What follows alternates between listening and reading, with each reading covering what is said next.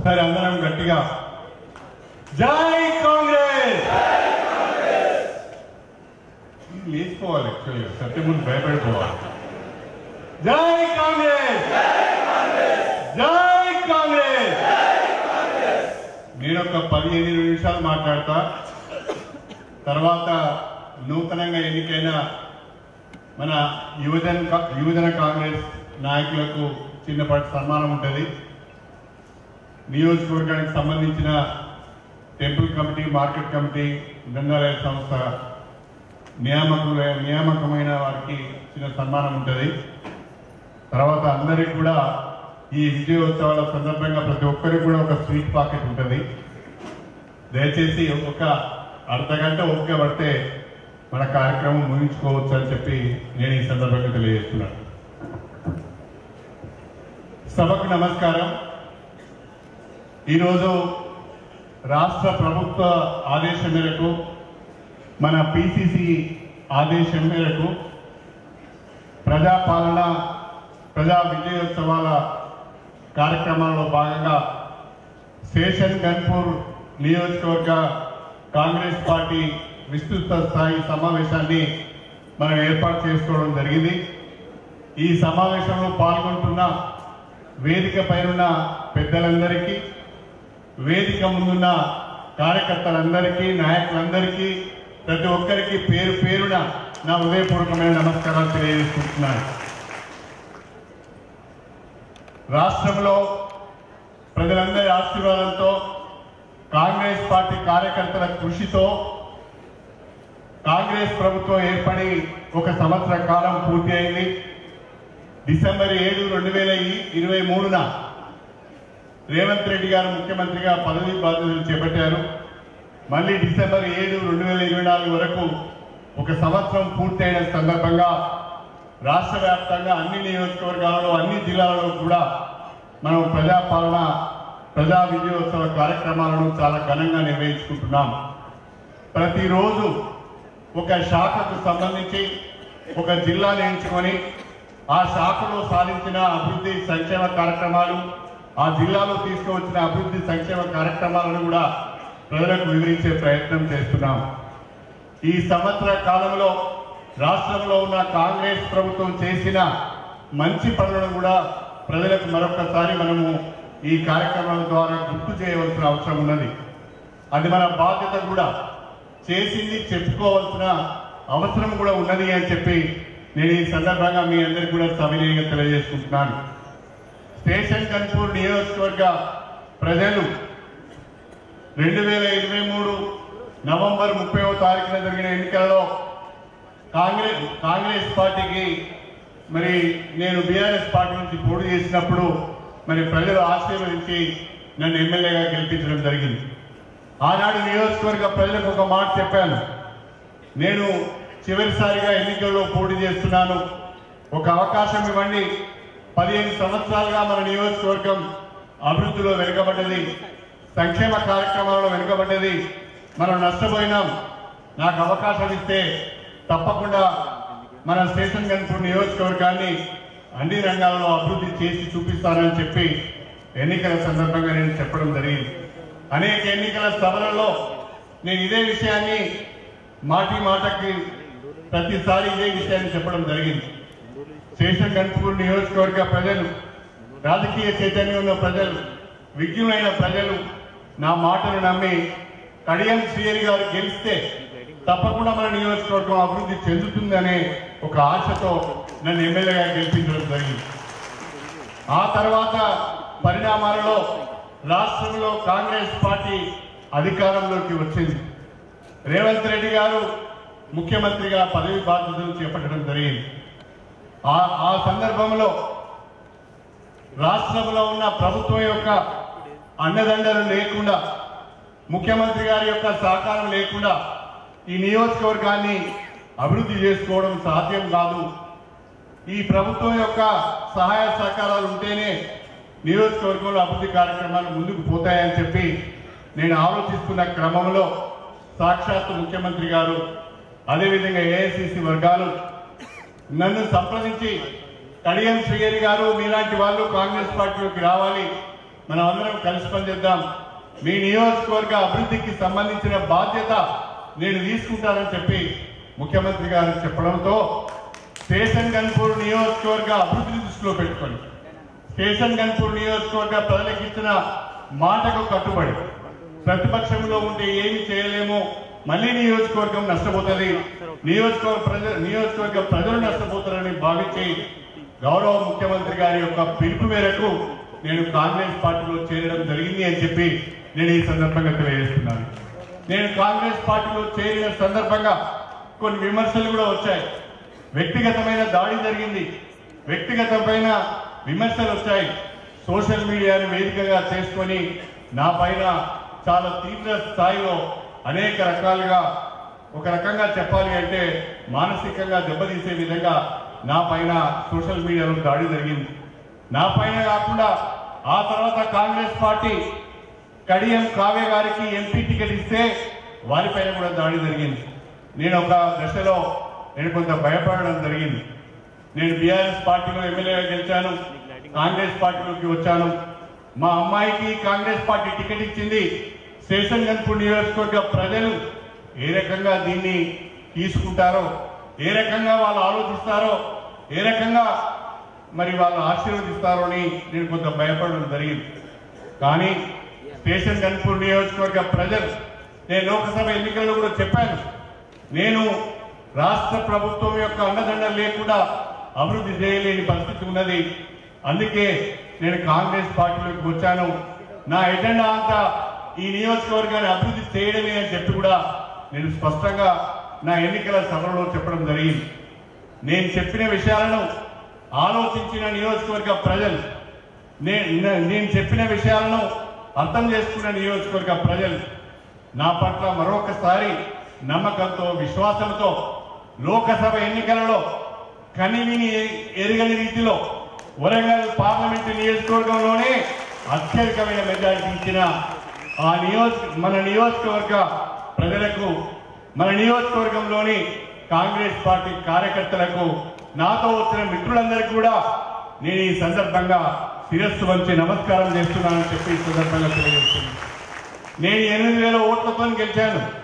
కానీ లోక్సభ ఎన్నికలకు వచ్చే వరకే స్టేషన్ గన్పూర్ నియోజకవర్గంలో 55,000 ఓట్ల మెజారిటీ ప్రజలు ఇచ్చారు. అంటే ప్రజలు ఎంత గొప్పగా ఆలోచించారో మనం ఒక్కసారి ఆలోచించుకోవాల్సిన అవసరం ఉన్నది.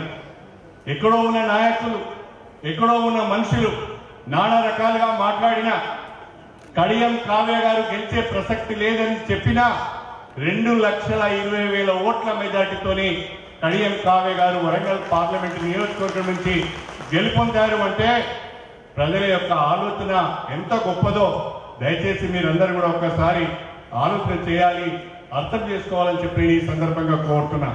తొందరపడి మాట దారితే, తొందరపడి కామెంట్ చేస్తే, తొందరపడి పోస్టింగ్స్ పెడితే అవి సరిగా ప్రజలలోకి వెళ్ళవు, ప్రజలు వాటిని హర్షించరు అనే విషయాన్ని కూడా మొన్నటి ఎన్నికలు రుజువు చేశాయని చెప్పి నేను ఈ సందర్భంగా మీ అందరికీ సవినయంగా తెలియజేసుకుంటున్నాను.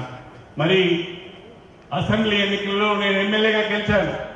పార్లమెంట్ ఎన్నికలలో మీ అందరి ఆశీర్వాదంతో డాక్టర్ కడియం కావ్య గారు ఎంపీగా గెలిచారు.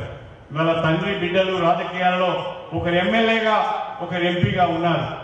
నేను ఎమ్మెల్యే అయినంటే, కడియం కావ్య ఎంపీ అయింది అంటే ఇది గణపురం నియోజకవర్గ ప్రజల ఘనత అని చెప్పి నేను ఈ సందర్భంగా తెలియజేసుకుంటున్నాను.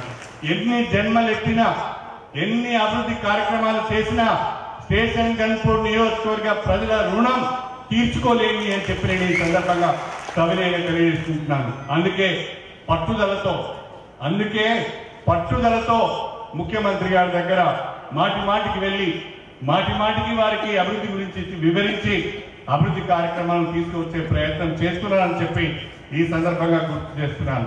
ఇవాళ స్టేషన్ గన్పూర్ నియోజకవర్గంలో నేను కాంగ్రెస్ పార్టీలో చేరిన తర్వాత మిత్రులు ముఖ్యమంత్రి శ్రీ రేవంత్ రెడ్డి గారి యొక్క సహకారంతో ఇప్పటికే దాదాపు 750 కోట్ల రూపాయల విలువైన అభివృద్ధి పనులకు మంజూరు తీసుకురావడం జరిగింది అని చెప్పి మీ అందరికీ కూడా ఈ సందర్భంగా ఒక సంతోషకరమైన వార్తను తెలియజేస్తున్నానని చెప్పి గుర్తు చేస్తున్నాను.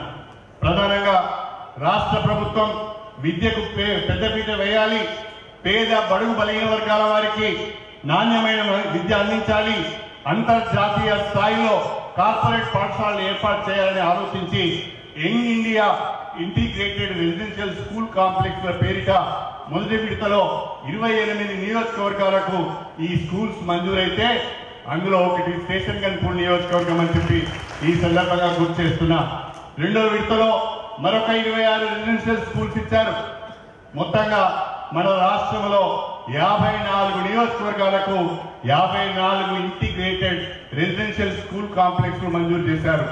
ఒక్కొక్క రెసిడెన్షియల్ స్కూల్ కాంప్లెక్స్ కు 200 కోట్ల రూపాయలు ఖర్చు పెట్టబోతున్నారు.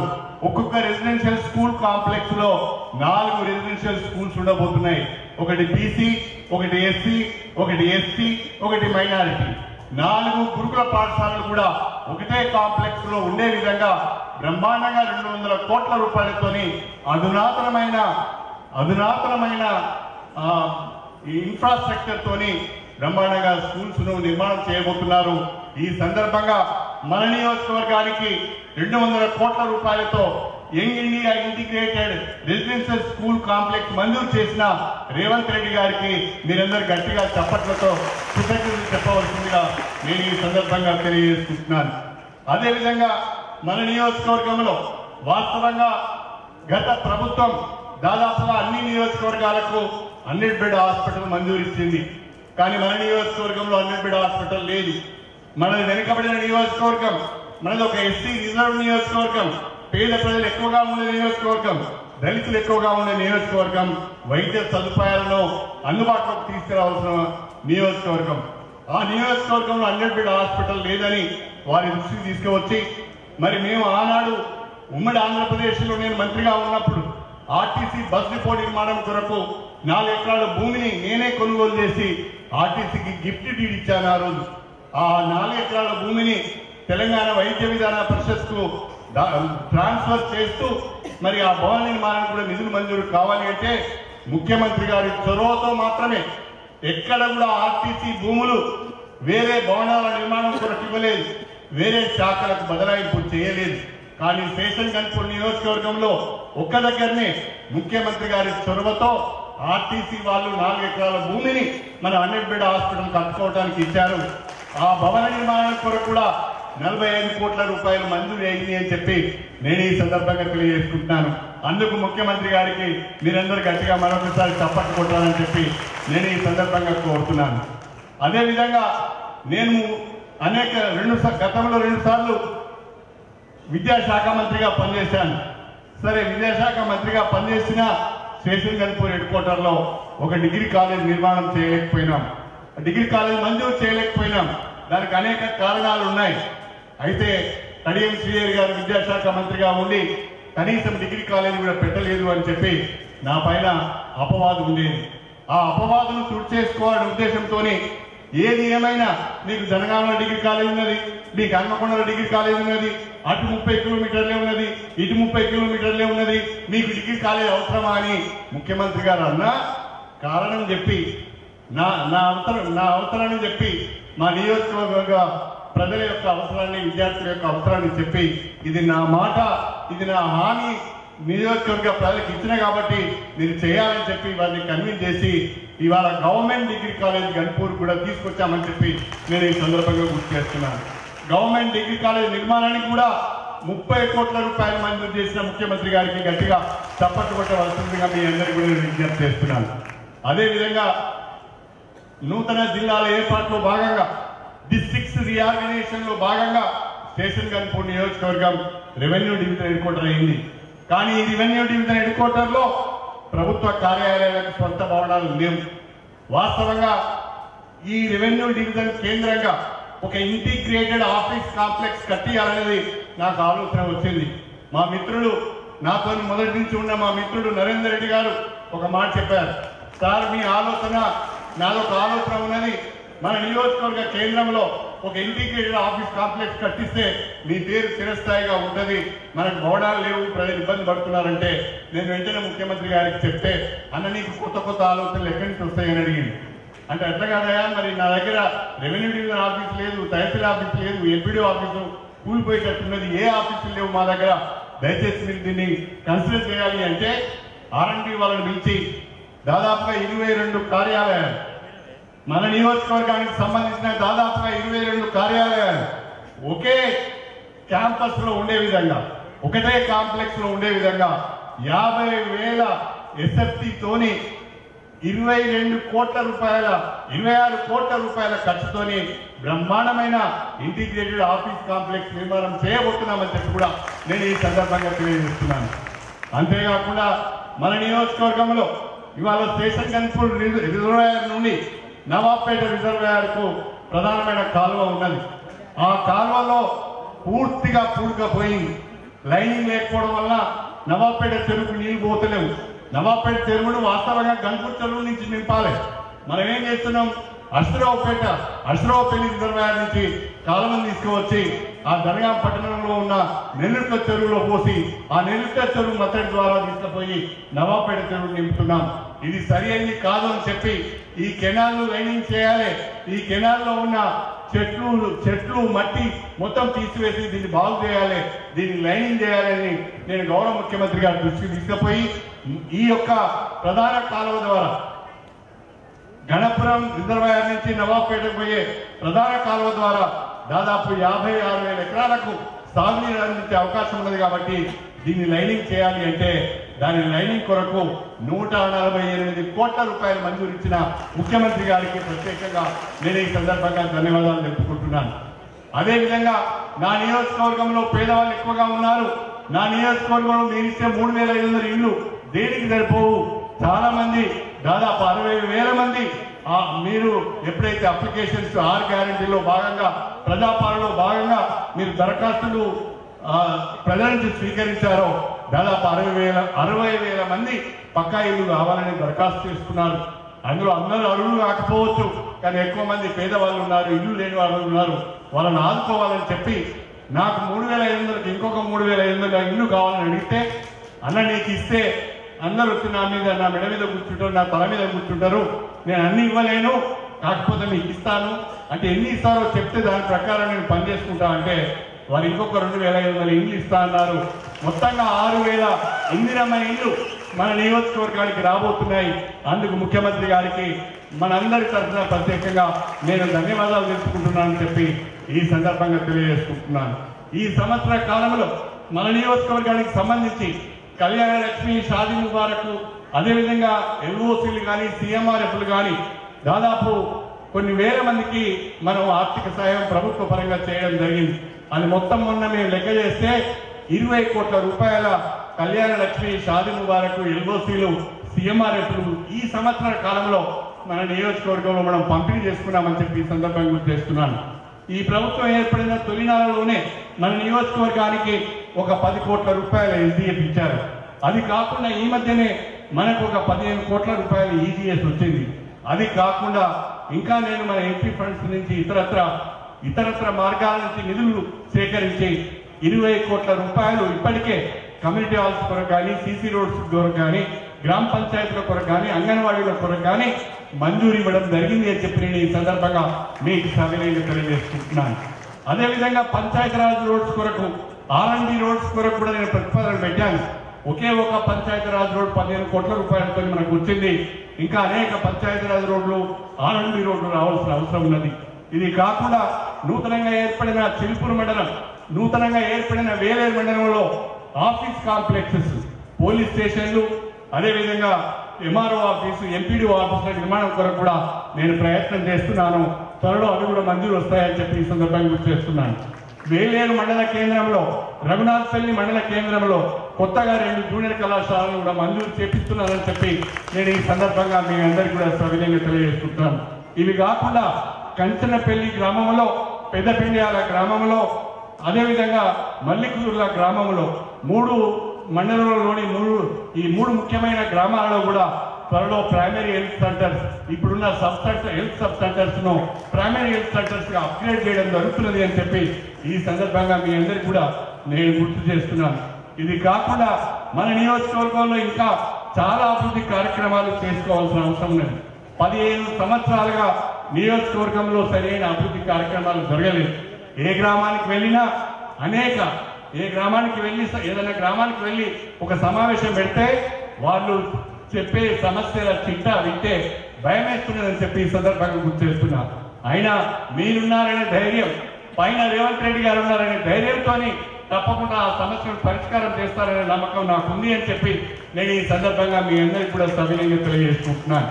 అయితే ఇక్కడ ఒక విషయాన్ని కూడా మీ అందరి దృష్టికి తీసుకురావాలి. పాత కొత్త కలయికలో కొంత ఇబ్బంది ఉంటుంది.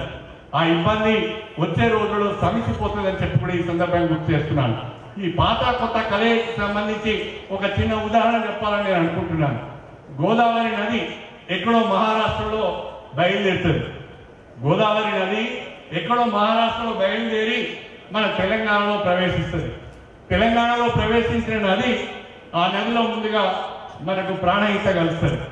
ప్రాణహిత నీళ్లు చక్కగా పచ్చగా ఉంటాయి, అంటే నీలి రంగుతో పచ్చగా ఉంటాయి. అవి చూడగానే ఈ ప్రాణహిత నీళ్ళని తెలిసిపోతాయి. కొంచెం కిందికి రాగానే ఇంద్రావతి కలుస్తుంది. ఆ ఇంద్రావతి నది నీళ్లు ఎర్రమట్టి అడవుల నుంచి వస్తుంది. ఛత్తీస్గఢ్ అడవుల నుంచి ఇంద్రావతి వస్తుంది కాబట్టి ఆ ఇంద్రావతి నది ఆ ఎర్రటి మట్టి నీళ్ళను పోసుకుంటూ వచ్చి గోదావరి కలిసే క్రమంలో ఆ నీళ్లు ఎర్రగా ఉంటాయి. ప్రాణహిత నీళ్ళేమో నీలి రంగులో ఉంటాయి, ఇంద్రావతి నీళ్ళేమో ఎర్రగా ఉంటాయి. మీరు ఇంద్రావతి కలిసే దగ్గర గోదావరి కనుక చూస్తే ఒక సగం నీళ్ళు ఉంటాయి, ఒక సగం ఎర్రటి నీళ్ళు ఉంటాయి. కానీ దిగువకు వచ్చి భద్రాచలం దగ్గర చూస్తే, రాముల వారి పాదాలను దాటుతూ భద్రాచలం దగ్గర పారే గోదావరిని చూస్తే ఒకే రంగుతో నీళ్లు ఉంటాయి. కాబట్టి మనం కూడా ఇంకొక 6 నెలలు ప్రయాణం చేస్తే పాత కొత్త అనేది ఏమున్నది, అందరం కూడా అసలు స్థితులైన కాంగ్రెస్ పార్టీ కార్యకర్తలాగా పనిచేద్దామని చెప్పి నేను మీ అందరికీ సవినయంగా తెలియజేసుకుంటున్నాను. ఇప్పుడే ఇంద్రావతి కలిసింది కాబట్టి కొంచెం ఎర్ర నీళ్లు నీలి నీళ్ళు ఉన్నాయి. ఆ తర్వాత ముందుకు వెళ్తే అన్ని బాగుంటాయని చెప్పి ఈ సందర్భంగా గుర్తు చేస్తున్నాను. నేను ఈ రోజు మీ ఇక్కడున్న కార్యకర్తలందరికీ ఒక మాట చాలా స్పష్టంగా చెప్పాలని అనుకుంటున్నాను. రేపు స్థానిక సంస్థల ఎన్నికలు రాబోతున్నాయి. రేపంటే ఎప్పుడైనా రాని, రేపు కావచ్చు, లేకుంటే జనవరిలో కావచ్చు, లేకుంటే ఏప్రిల్లో కావచ్చు. స్థానిక సంస్థల ఎన్నికలు ఎప్పుడు వచ్చినా మనం అందరం కూడా ఆ స్థానిక సంస్థల ఎన్నికలను ఎదుర్కొనే విధంగా ఉండాలి. అసలు సిద్ధలైన మొదటి నుంచి కాంగ్రెస్ పార్టీలో పనిచేస్తున్న, ప్రజల మధ్యలో ఉన్న, ప్రజల పలుకుబడిని పొందిన, ప్రజల చేత అభిమానింపబడిన వ్యక్తులకే స్థానిక సంస్థల ఎన్నికల్లో అవకాశం ఉంటుంది అని చెప్పి సందర్భంగా చేస్తుంది. 4 సార్లు నన్ను కలిసినంత మాత్రాన ఊళ్ళే పలుకుబడి లేకపోతే మాత్రం ఏం జరగదు అని చెప్పి కూడా ఈ సందర్భంగా తెలియజేస్తున్నాను. దయచేసి ఇది మీ అందరికి ఆమోదమే కదా, దయచేసి ఇప్పటి నుండే స్థానిక సంస్థల ఎన్నికలలో పోటీ చేయాలనుకునే నాయకులందరూ ఇప్పటి నుండే చక్కగా గ్రామాలలో పనిచేసుకోండి, ప్రజల మధ్యలో ఉండండి, ప్రజల యొక్క ఆదరాభిమానాలను చూడగొనండి. తప్పకుండా మీకు అవకాశాలు వస్తాయని చెప్పి నేను ఈ సందర్భంగా మీ అందరికీ కూడా సవినయంగా తెలియజేసుకుంటున్నాను. ఈ రోజు నా మీద బాధ్యత ఉన్నది. మీరందరూ నన్ను కష్టపడి గెలిపించారు. మీరందరూ డాక్టర్ కడియం కావ్య గారిని కష్టపడి గెలిపించారు. మీ అందరినీ సర్పంచులుగా, ఎంపీటీసీలుగా, జెడ్పీటీసీలుగా, ఎంపీపీలుగా, పిఎస్సీఎస్ చైర్మన్లుగా చేసే బాధ్యత నాది అని చెప్పి ఈ సందర్భంగా మీ అందరికీ సవినయంగా తెలియజేసుకుంటున్నాను. దాంతో పాటుగా మన నాయన రాజేంద్ర రెడ్డి గారు, కొమ్మూరు ప్రతాప్ రెడ్డి గారు, ఇక్కడున్న పెద్దలందరి సహకారంతో ఇతర నియోజకవర్గాలకు 10 నామినేషన్లు వస్తే మన నియోజకవర్గానికి 20 నామినేషన్లు తీసుకొచ్చే బాధ్యత నాది అని చెప్పి ఈ సందర్భంగా తెలియదు. నామినేషన్ల విషయంలో కానీ, అభివృద్ధి కార్యక్రమాల విషయంలో కానీ, నియోజకవర్గానికి సంబంధించిన కాంగ్రెస్ పార్టీ కార్యకర్తలను కాపాడుకునే విషయంలో కానీ, వాళ్ళకి గుర్తింపు ఇచ్చే విషయంలో కానీ ఏ మాత్రం కూడా మీరు అనుమానించవలసిన అవసరం లేదు అని చెప్పి ఈ సందర్భంగా నేను మీకు గుర్తు చేస్తున్నాను. ఒక మాట మాత్రం చెప్పాలనుకుంటున్నాను. నా మాట కటువుగా ఉంటుంది, కానీ నా మనసు మాత్రం వెన్నలాంటిది అని చెప్పి నేను ఈ సందర్భంగా తెలియజేస్తున్నాను. పని చేయను అని పట్ల కొంత కటువుగా ఉంటాను, దొంగ మాటలు చెప్పే వాళ్ళ పట్ల కొంచెం కటువుగా ఉంటాను, అక్కడో మాట ఇక్కడో మాట చెప్పే వాళ్ళ పట్ల కొంచెం కటువుగా ఉంటాను. పనిచేసే వారి పట్ల, ప్రజల్లో ఉన్న వారి పట్ల మాత్రం నాకు పూర్తి ప్రేమ ఉంటుంది అని చెప్పి ఈ సందర్భంగా నేను సవినయంగా మీ అందరికీ కూడా సవినయంగా తెలియజేస్తున్నాను. అందుకే మనమందరం కూడా తల్లి సోనియా గాంధీ గారి నాయకత్వంలో, మన ప్రియతమ ముఖ్యమంత్రి రేవంత్ రెడ్డి గారి నాయకత్వంలో, మన పిసిసి అధ్యక్షులు మహేష్ కుమార్ గౌడ్ గారి ఆధ్వర్యంలో మన నియోజకవర్గంలో కాంగ్రెస్ పార్టీని పటిష్టం చేసుకునే విధంగా ఉండాలి తప్ప అనవసరమైన తగాదాలతో ఈ పార్టీని బలహీనపరచుకోవద్దని చెప్పి కూడా నేను ఈ సందర్భంగా మీ అందరికీ కూడా సవినయంగా తెలియజేసుకుంటున్నాను. ఇక చాలా మంది చాలా మాటలు మాట్లాడతారు. పని లేనివాడు, పస లేనివాడు, పార్టీల ద్వారా తిరస్కరించబడిన వాడు, ప్రజల చేత తిరస్కరించబడిన వాడు, సమయం చాలా ఉన్నది కాబట్టి ఏదో కావాలని చెప్పి నానా రకాలుగా మాట్లాడుతుంటారు. వాళ్ళని పెద్దగా పట్టించుకోవాల్సిన అవసరం లేదు. ప్రజలే వాళ్ళని పట్టించుకోలేదు, పార్టీలే వాళ్ళని పట్టించుకోలేదు. మనం పెద్దగా పట్టించుకోవాల్సిన అవసరం లేదు అని చెప్పి నేను ఈ సందర్భంగా గుర్తు చేస్తున్నాను. ఒక్కసారి మనందరం కూడా ఆలోచించాలి. వాస్తవంగా తెలంగాణ ప్రజలు కాంగ్రెస్ పార్టీని 5 సంవత్సరాలు అధికారంలో ఉండే అవకాశం కల్పిస్తూ తీర్పిచ్చారు. ప్రజలందరి ఆశీర్వాదంతో, ఎన్నికైన ఎమ్మెల్యేలందరి సహకారంతో ముఖ్యమంత్రిగా రేవంత్ రెడ్డి గారు అతి చిన్న వయసులో అవకాశం వచ్చి ఈరోజు ముఖ్యమంత్రిగా ఆ కుర్చీ పైన కూర్చున్నారు. కానీ విచిత్రం ఏంటంటే సంవత్సరం తిరగక ముందే 5 గ్యారెంటీలకు సంబంధించిన 6 గ్యారెంటీలకు సంబంధించి మనకి ఇంకా 4 సంవత్సరాల సమయం ఉన్నా ఒక సంవత్సరంలోనే 6 గ్యారెంటీలను అమలు చేయలేదు అని ఒకటేమో 6 అబద్ధాలు 66 మోసాలంటూ తిరుగుతాడు. ఇంకొకటేమో 100 రోజులు అయిపోయింది 6 గ్యారెంటీల సంగతి ఏందని మాట్లాడుతుంటారు. కాంగ్రెస్ పార్టీ కార్యకర్తలందరూ ఈ తప్పుడు ప్రచారం పట్ల అప్రమత్తంగా ఉండాలని చెప్పి నేను కోరుతున్నా. 10 సంవత్సరంలో అధికారంలో ఉన్న వాళ్ళు ఏం ఉరగబెట్టారో అందరూ కూడా తెలుసు. వాస్తవంగా ఒక సంవత్సర కాలంలో రేవంత్ రెడ్డి గారి ప్రభుత్వం ఏం చేసిందో సాక్ష్యాధారాలతో చెప్పడానికి నేను సిద్ధంగా ఉన్నాను. రేవంత్ రెడ్డి గారు ముఖ్యమంత్రిగా పదవి బాధ్యతలు చేపట్టిన తర్వాత రైతు సంక్షేమాన్ని దృష్టిలో పెట్టుకొని వ్యవసాయాన్ని పండుగ చేయాలనే ఆలోచనతోని రాష్ట్రంలో 7 లక్షల కోట్ల రూపాయల అప్పు ఉన్నా రైతన్నకు అండగా ఉండాలన్న ఆలోచనతో 2 లక్షల రూపాయల వరకు పంట రుణాలను తీసుకున్న వాళ్ళను పంట రుణాలను మాఫీ చేస్తామని మాట ఇచ్చారు. ఒక సంవత్సర కాలంలోనే, ఒక సంవత్సరం తిరగక ముందే 25 లక్షల మంది రైతులకు 20,600 కోట్ల రూపాయల పంట రుణాలను మాఫీ చేసిన ఘనత తెలంగాణ ప్రభుత్వాన్ని అని చెప్పి ఈ సందర్భంగా చేస్తున్నాను. నేను అడుగుతున్నా బీఆర్ఎస్ పార్టీని, బీజేపీ పార్టీని, దేశంలో ఎక్కడైనా ఏ రాష్ట్రంలోనైనా ఏ ప్రభుత్వమైనా ఒక సంవత్సర కాలంలో 25 లక్షల మంది రైతులకు 20,600 కోట్ల రూపాయల పంట రుణాలు మాఫీ చేసిన చరిత్ర ఉందా? ఉంటే చెప్పండి అని చెప్పి నేను అడుగుతున్నాను. అది మాత్రం చెప్పడం లేదు. దీన్ని మనం సమర్థవంతంగా తిప్పికొట్టవలసిన అవసరం ఉందని చెప్పి ఈ సందర్భంగా గుర్తు చేస్తున్నాను. ఆనాడు ముఖ్యమంత్రి గారు ఒక మాట చెప్పారు. ఎన్నికల ముందు ఆనాడు పిసిసి అధ్యక్షుడు ఉన్న రేవంత్ రెడ్డి గారు ఒక మాట చెప్పారు. మేము వరి ధాన్యానికి మద్దతు ధరతో పాటు రైతులు పండించిన వరి ధాన్యానికి క్వింటాల్కు 500 రూపాయల బోనస్ ఇస్తామని చెప్పారు. సన్నాలకు ప్రతి క్వింటాల్కు 500 రూపాయల బోనస్ ఇస్తామని చెప్పారు. హరీష్ రావు గారు ఒక్కరోజు ఆలస్యమైనందుకు బోనస్ అంతా బోగస్ అని అన్నాడు. ఇవాళ హరీష్ రావుని వేదిక ద్వారా అడుగుతున్నాను, నువ్వు ఏ జిల్లా కన్నా మీరు ఏ జిల్లా కన్నా వెళ్ళండి, సన్నాలు అమ్ముకున్న రైతులకు 1 రోజు 2 రోజులు ఆలస్యంగా బోనస్ వస్తుందో లేదో మీకు తెలుస్తుంది అని చెప్పి నేను ఈ సందర్భంగా తెలియజేస్తున్నాను.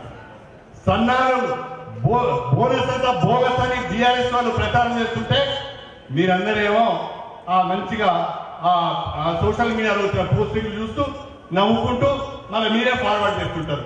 ఇది కాంగ్రెస్ పార్టీ కార్యకర్తలు చేయవలసిన పనేనా? దానికి మీరు సమాధానం చెప్పవలసిన అవసరం లేదా?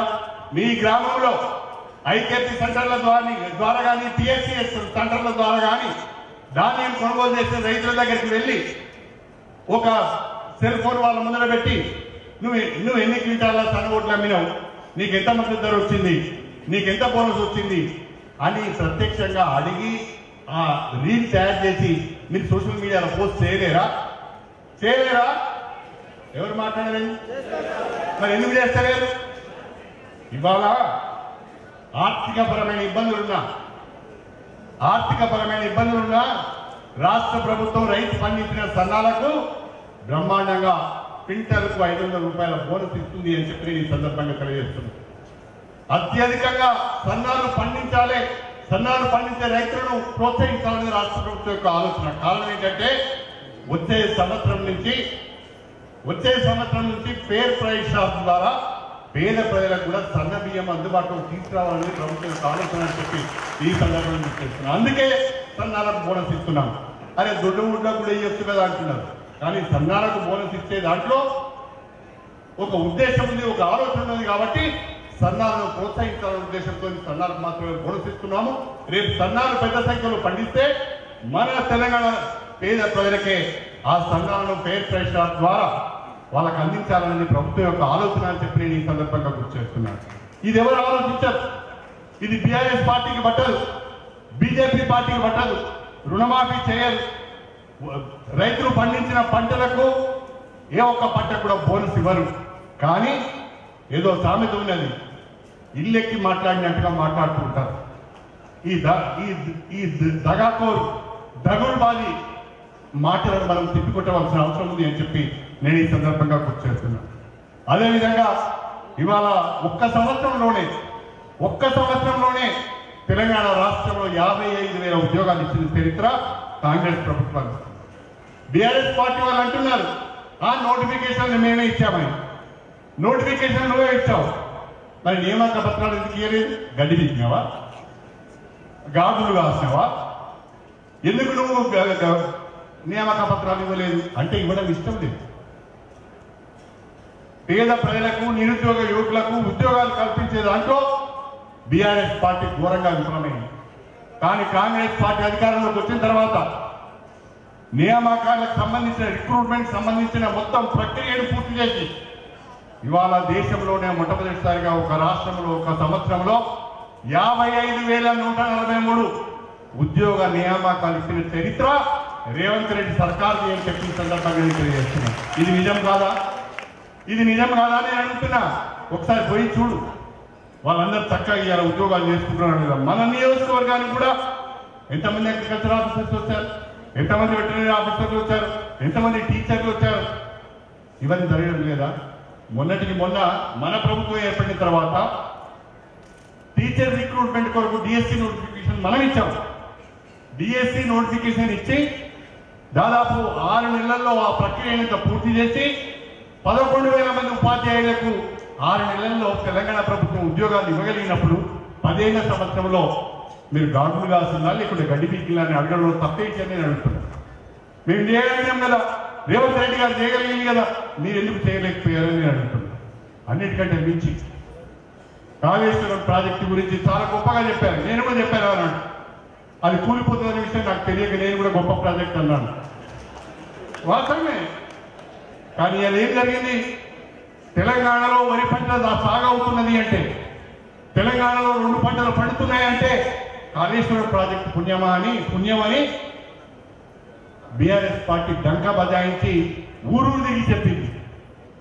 కానీ ఈ ఖరీఫ్లో 2024 వర్షాకాలంలో 2024 వానాకాలంలో ఖరీఫ్లో మన రాష్ట్రంలో 66,70,000 ఎకరాల్లో వరి నాట్లు సాగు చేశారు.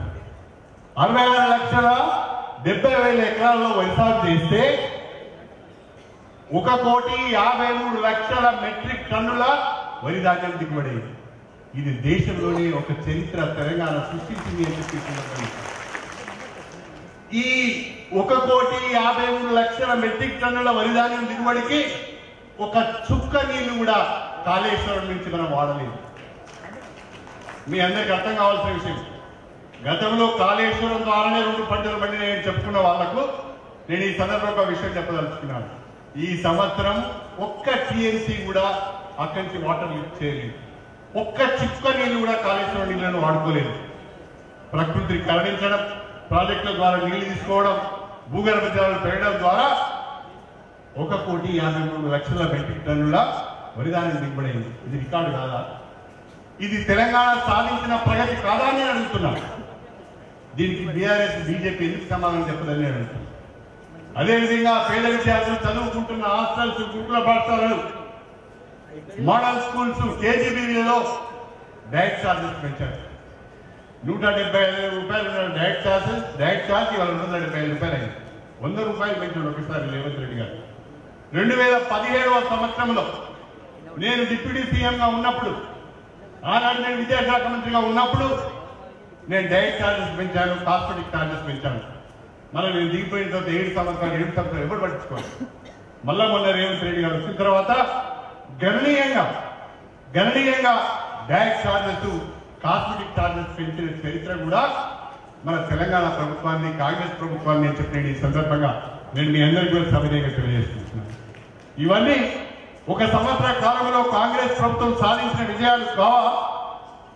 ఇవి అద్భుతమైన విజయాలు కావా? మనం చెప్పుకోవడానికి ఇవి సరిపోవాలని నేను అడుగుతున్నాను. ఎక్కడో ఒక చిన్న పొరపాటును పట్టుకొని, ఎక్కడో చిన్న చేయని పనిని పట్టుకొని గోరంతలు కొండంతలు చేసి మాట్లాడుతున్నారు. ఇవాళ 10 సంవత్సరాల కాలంలో కల్వకుంట్ల కుటుంబం తెలంగాణ వనరులను ఏ రకంగా దోచుకున్నదో నాకు కూడా కొంతవరకు తెలుసు. ప్రతాప్ రెడ్డి గారి లెక్క రాత్రిపూట నేను ఎప్పుడూ ఆయనతో ఉండలేదు. ఎందుకంటే నాకు అలవాటు లేదు కాబట్టి ఆయనతో ఉండే అవకాశం నాకు రాలేదు. అయితే ఆయన ఏం చేసేదో నాకు తెలియదు ఎక్కువ. కానీ 10 సంవత్సరాల కాలంలో తెలంగాణ ప్రజలు పోరాటం ద్వారా సాధించుకున్న, సోనియా గాంధీ గారి ద్వారా సిద్ధించిన తెలంగాణలో మా ద్వారానే తెలంగాణ వచ్చిందని చెప్పుకొని ప్రజల ఓట్ల ద్వారా అధికారంలోకి వచ్చి 10 సంవత్సరాలు అధికారాన్ని చెలాయించిన కల్వకుంట్ల కుటుంబంలో ప్రతి ఒక్కరికి ఉద్యోగం వచ్చింది. కేసీఆర్ గారు ముఖ్యమంత్రి అయ్యారు, కేటీఆర్ మంత్రి అయ్యిండు, హరీష్ రావు మంత్రి అయ్యిండు. అదేవిధంగా కవిత ఎంపీ అయింది, సంతోష్ కుమార్ కూడా ఎంపీ అయింది. 5గురు ఒకే కుటుంబంలో 5గురికి రాజకీయంగా పదవులు వచ్చాయి. రాజకీయంగా పదవులు వస్తే ఎవరికేం ఇబ్బంది లేదు. రాజకీయంగా పదవులతో పాటు తెలంగాణ పైన పడి అధికారాన్ని అడ్డం పెట్టుకొని వేల ఎకరాల భూములను, వేల కోట్ల రూపాయలను అవినీతి అక్రమాల ద్వారా సంపాదించింది కల్వకుంట్ల కుటుంబం అని చెప్పి ఈ సందర్భంగా తెలియజేస్తున్నా. ఎప్పుడైతే కాంగ్రెస్ ప్రభుత్వం అధికారంలోకి వచ్చిందో రేవంత్ రెడ్డి గారు గత ప్రభుత్వం యొక్క తప్పులను ఒక్కొక్కటి వెలికి తీసే క్రమంలో ఒక రోజేమో కాళేశ్వరం ప్రాజెక్టు, ఒక రోజేమో కవిత లిక్కర్ కేసులో జైలుకు వెళ్ళడం, మరొక రోజేమో ఫోన్ ట్యాపింగ్, ఇంకొక రోజేమో ధరణిలో అవకతవకలు. ఇవన్నీ చూసి నాకు భయం వేసింది. అరే నేను కూడా గత ప్రభుత్వం వీళ్ళతో సహవాసం చేసినా వీళ్ళందరూ రేపు జైలుకు పోతుంటే, రేపు వీళ్ళందరూ కోట్ల చుట్టూ తిరుగుతుంటే, జైళ్ళ చుట్టూ తిరుగుతుంటే వీళ్ళ తరఫున నోరు ఉన్నది కాబట్టి కడియం నువ్వే మాట్లాడమని, నువ్వే ముందు పోయి ప్రజలకు చెప్పమని, ఈ పాపంలో నువ్వు కూడా పాల్పంచుకోమని నన్ను ఎక్కడ అంటారో అని, నేను కూడా ఆ పాపంలో పాల్పంచుకోవాల్సి వస్తుందో నాకు ఇంకా బుర్రంటున్నామో అని నేను ఆ బీఆర్ఎస్ పార్టీకి రాజీనామా చేసి కాంగ్రెస్ పార్టీలోకి వచ్చానని చెప్పి తక్కువ చేసిందా మీరు? తక్కువ చేసిందా? ఇవాళ అందరూ కూడా చుట్టూ లెక్కనే మాట్లాడుతున్నారు. నాకు గమ్మత్ అనిపిస్తుంది. ఒకసారి అవినీతి చేసిన వాడు, అక్రమాలు చేసిన వాడే ఎక్కువ మాట్లాడతాడు.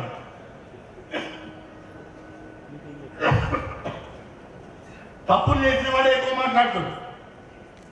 ఇక ఎవడన్నా మాట్లాడితే నా మీద ఎవరైనా ఒక స్టేట్మెంట్ ఇస్తే నేను తిరిగి నేను చూసుకోవాల్సి వస్తాడు. వాడు బాగా ఉంటాడు, దురుపుకుంటూ ఉరుకుతాడు.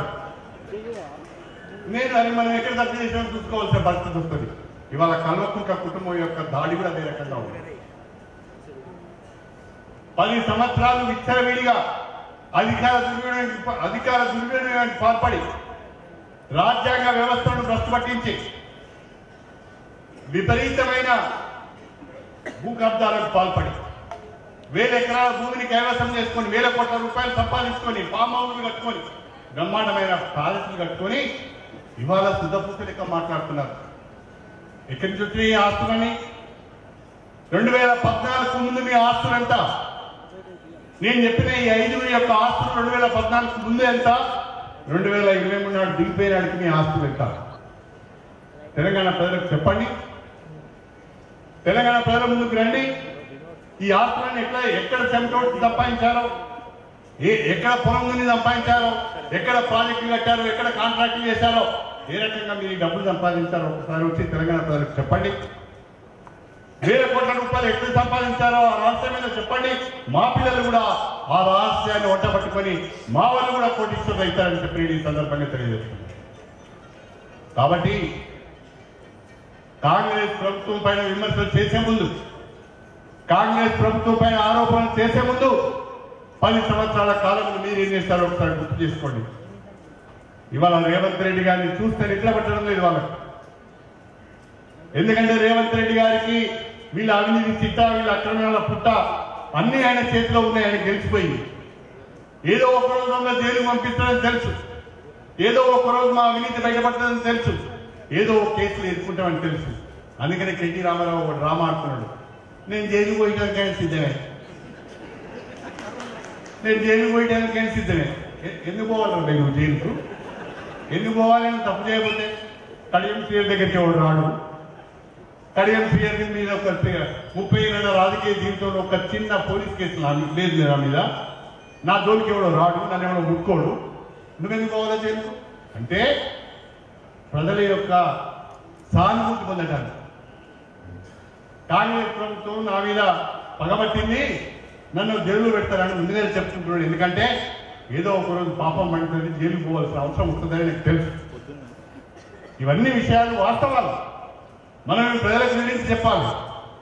10 సంవత్సరాల దుర్మార్గమైన పాలన చూశాం, మలాంటి అహంకారపూరితమైన పాలన చూశాం, నియంతృత్వ పాలన చూశాం. ఎవరిని కలవని, ప్రజలను కలవని, సెక్రటరియట్ రాని, మంత్రులకు అవకాశం ఇవ్వని, ఎమ్మెల్యేలతో మాట్లాడని పరిపాలన చూశాం. ఇలా రేవంత్ రెడ్డి గారు ముఖ్యమంత్రి అయిన తర్వాత బ్రహ్మాండంగా స్వేచ్ఛగా అందరం కూడా గాంధీ భవన్కి వెళ్తున్నాం, అందరం కూడా రేవంత్ రెడ్డి గారి ఇంటికి వెళ్తున్నాం, అందరం కూడా చక్కగా కలుస్తున్నాం, సమస్యలు చెప్పుకుంటున్నాం. ఒక స్వేచ్ఛాయుత వాతావరణంలో తెలంగాణ ప్రజలు ఉన్నారు. దీన్ని మనం కాపాడుకోవాల్సిన అవసరం ఉన్నది. కొంతమంది కొన్ని యూట్యూబ్ ఛానల్స్ ప్రత్యేకంగా బీఆర్ఎస్ వాళ్ళు పెట్టారు, కొన్ని బీజేపీ వాళ్ళు పెట్టారు. ఆ యూట్యూబ్ ఛానల్స్ ద్వారా విపరీతమైన విష ప్రచారం చేస్తున్నారు. నేను కాంగ్రెస్ పార్టీ కార్యకర్తలకు ప్రత్యేకంగా మా యువకులందరికీ కూడా కోరుతున్నా, బీఆర్ఎస్ పార్టీ కానీ బీజేపీ పార్టీ కానీ చేసే విష ప్రచారాన్ని తిట్టుకోవవలసిన అవసరం ఉంది. సోషల్ మీడియాలో వచ్చే విష ప్రచారాన్ని తిట్టుకోవవలసిన అవసరం ఉంది. ఇక బీఆర్ఎస్ పార్టీ ఏమో ఈ రకంగా ఉంటే బీజేపీ పార్టీ ఇంకో రకంగా ఉంది. 10 సంవత్సరాలుగా కేంద్రంలో అధికారంలో ఉన్న భారతీయ జనతా పార్టీ ఏనాడు తెలంగాణకు అదనంగా నిధులు ఇవ్వలేదు, తెలంగాణకు ఒక ప్రాజెక్ట్ ఇవ్వలేదు, తెలంగాణకు ఒక ఇన్స్టిట్యూషన్ ఇవ్వలేదు. కిషన్ రెడ్డి గారు పలుపడికి ఉపయోగించి 1000 కోట్లు కూడా ఈ రోజు వరకు తీసుకురాలి. వాళ్ళకు కూడా తెలంగాణలో మేము అధికారంలోకి వస్తామని ఆశ కలుగుతాను. వాళ్ళు కూడా ఎక్కువ మాట్లాడుతున్నారు. మనకు రెండు వైపులా అటు బీఆర్ఎస్ బీజేపీ వైపు నుంచి కాంగ్రెస్ పార్టీ పైన దాడి జరుగుతున్నది. దీన్ని మనం సమర్థవంతంగా తిప్పికొట్టాలి. దీన్ని సమర్థవంతంగా తిప్పికొట్టాలంటే మనం అందరం సమన్వయంతో పనిచేయాలి. అందరం కలిసిమెలిసి ఉండాలి, ఒక టీంగా ఉండాలి. ఇది రేవంత్ రెడ్డి టీం, ఇది కాంగ్రెస్ టీం, ఇది సోనియా టీం అన్నట్టుగా మనందరం ఒక టీంగా ఉండాలి తప్ప విడిపోయినామా పడిపోతాం. కలిసి ఉంటే బ్రహ్మాండంగా ఎవరినైనా ఎదుర్కొంటాం. కలిసి ఉంటే కలుసుకోమన్నట్టుగా రేపటి స్థానిక సంస్థల ఎన్నికల్లో కూడా బ్రహ్మాండంగా ప్రతి గ్రామం పైన కాంగ్రెస్ పార్టీ జెండాను ఎగరవేయడానికి అవకాశం ఉంటుంది అని చెప్పి ఈ సందర్భంగా తెలియజేస్తున్నాను. నేను మీ అందరికీ మళ్ళీ విజ్ఞప్తి చేస్తున్నా, నా ఎజెండా అంతా అభివృద్ధి. నాకు వేరే ఎజెండా లేదు, నాకు వేరే ఎజెండా లేదు, వేరే వ్యాపకాలు లేవు, వేరే వ్యాపారాలు లేవు, వేరే కాంట్రాక్ట్లు లేవు. నా ప్రొఫెషన్ పాలిటిక్స్. నేను పూర్తి సమయాన్ని నియోజకవర్గ అభివృద్ధికి కేటాయిస్తున్నాను. ఏ రకంగా నిధులు తీసుకురావాలని ఆలోచన చేస్తున్నాను. దానికి మీ అందరి సహకారం కావాలి, దానికి మీ అందరి సలహాలు సూచనలు కావాలి, అభివృద్ధిలో మీ అందరి భాగస్వామ్యం కావాలి.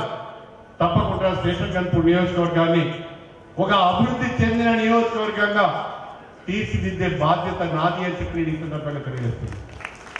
కడియం శ్రీహరి గారు మళ్ళీ ఎమ్మెల్యేగా ఎన్నికయ్యారు. మా నియోజకవర్గంలో అభివృద్ధి జరిగింది అని ప్రజలు చెప్పుకునే విధంగా, కార్యకర్తలు చెప్పుకునే విధంగా నా పనితీరు ఉంటుంది. తప్పుడు పనులు చేయను, అవినీతికి పాల్పడను, అక్రమాలకు పాల్పడను, చిల్లర పనులు చేయను, తప్పుడు పనులు చేసి మీకు తలవంపులు తీసుకురాడు.